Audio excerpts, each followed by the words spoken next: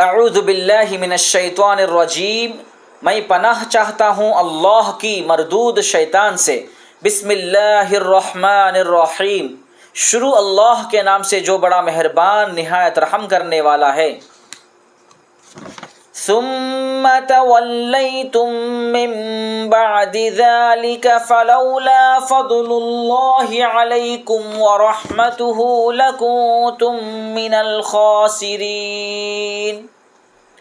پھر تم اس کے بعد پھر گئے، لہٰذا اگر اللہ کا فضل نہ ہوتا تم پر اور اس کی رحمت تو تم ضرور ہو جاتے خسارہ پانے والوں میں سے، نقصان اٹھانے والوں میں سے۔ اس آیت میں دو باتیں بتلائی گئی ہے۔ پہلی بات، اس کے باوجود تم دوبارہ راہ راست سے پھر گئے۔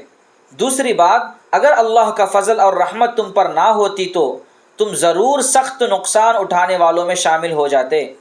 میرے محترم بھائیو بہنوں، بنی اسرائیل کی بیماریوں میں سے ایک اہم بیماری اور برائی یہ تھی کہ وہ جب کسی بات کا اقرار کر لیتے تو فوراً ہی اس اقرار سے راہ فرار بھی اختیار کر لیتے اور جو عہد و پیمان کیا اس سے منہ موڑ لیتے۔ بنی اسرائیل کو ان کے جرائم کی تنبیہ کے لیے ان پر کوہ طور اٹھا دیا گیا تھا اور انہیں حکم دیا گیا تھا کہ انہیں جو کچھ دیا گیا وہ اس کو مضبوطی سے پکڑے رہیں، مگر بنی اسرائیل نے روگردانی کی۔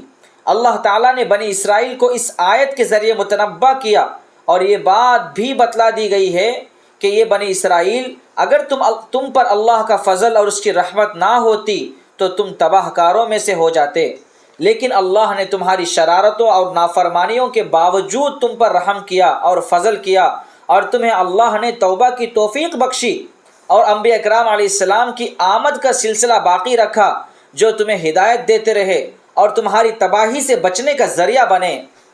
بنی اسرائیل کے منہ موڑنے اور روگردانی کرنے کا ذکر سورہ بقرہ کی آیت نمبر 83 میں بھی ہے۔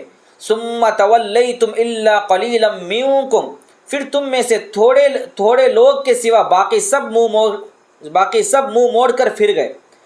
سورہ بقرہ کی آیت نمبر 246 میں یوں ذکر ہے، فلما كتب علیہم القتال تولوا الا قلیلا منہم، جب ان پر جنگ فرض کی گئی سوائے چند لوگوں کے باقی سب پیٹ پھیر گئے۔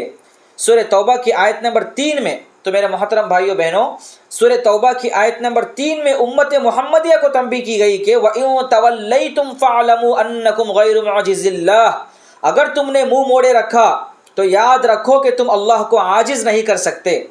اس آیت سے سبق ملا کہ اللہ کی ہدایت سے منہ موڑنے سے، ربانی ہدایت سے منہ موڑنے سے اپنے آپ کو بچائے رکھنا چاہیے تاکہ دنیا اور آخرت کی تباہی سے ہم بچ جائیں۔